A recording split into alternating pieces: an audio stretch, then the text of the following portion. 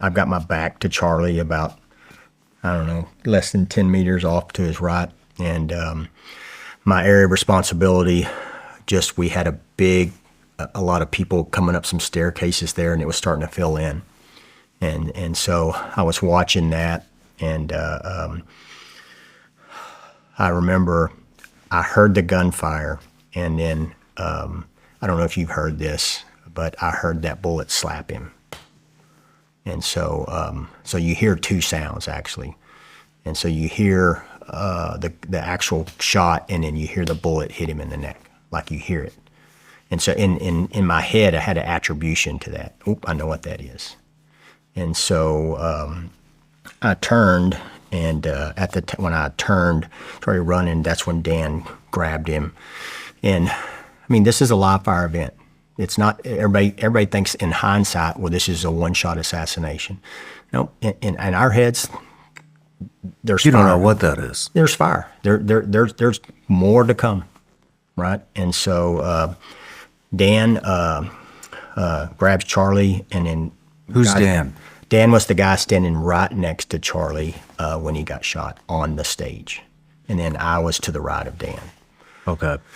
And so he grabs him, and then I turn and see him start to the ground, but then I'm just thinking gunfire. And then he's leading to the ground because I'm on his right, where he was shot right here in the left of his neck. And so I jumped down on top of Charlie to cover him, because where we're at, it's concealment at best. It's a tabling with cloth on it, so it's not hard cover. And our guys are starting piling back in, and they're down, putting a human shield around him, but it's still just concealment. It's not cover. And so I initially dove down on top of him and just was on him almost face to face. And then when I was doing that, I went down, I could see the wound.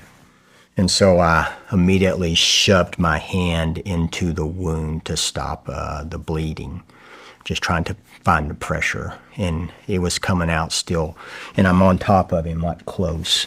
And it was still coming out enough that it squirted through my fingers, and I could taste it on my lips. And so I was like, man, this is a bad wound, right? And so I was just pushing that, and I don't know at that time. I know when you look at the clock, I was on him within 5 seconds and had my hands in him. And then I don't know when I put the first piece of medical on him. It was sometime after that, because I carry it right here, and that's why you carry it on you. You got to have it there. So, but then I remember pulling back away and thinking, damn, this is bad. Like it's coming out. And I don't remember saying this, but the guys told me, and you can kind of see it on the video. I said, prep the car. And I just prepped, and you see the two guys just take off. And that car's prepped in position, but what I mean, doors are open, yeah. I mean, the whole deal. And then so we're doing pressure control there, and it's a carotid artery, so you can't put a tourniquet on it, obviously.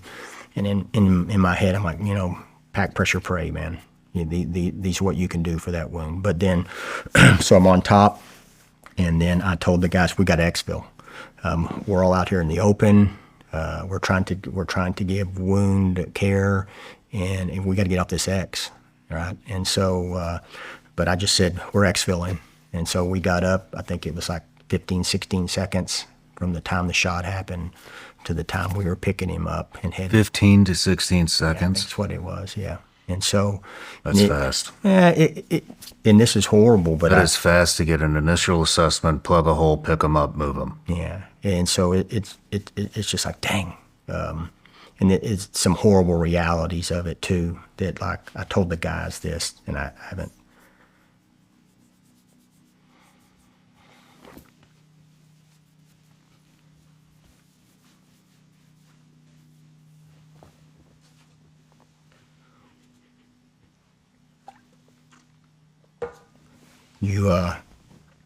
When I jumped down on him, he had doll's eyes.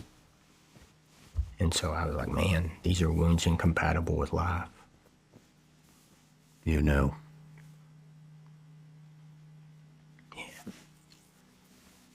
You want to take a break?